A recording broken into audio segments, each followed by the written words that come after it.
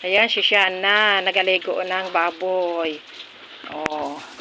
Tuwang-tuwa magpaligo ng baboy. Kaya nawili dito. Kaya lang sa gabi, biglang nagasigaw ng Mama Larn at Iboy daw.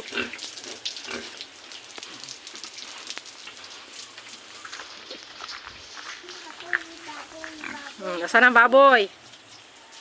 Nasaan na Chan ang baboy, Chan? O, liguan mo.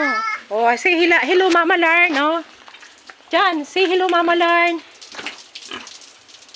Sabihin mo kay Mama Larn, nagpaligo ikaw ng baboy. Chan. Ha? Oo. Pakita ko daw yung kanyang liguan. Oh.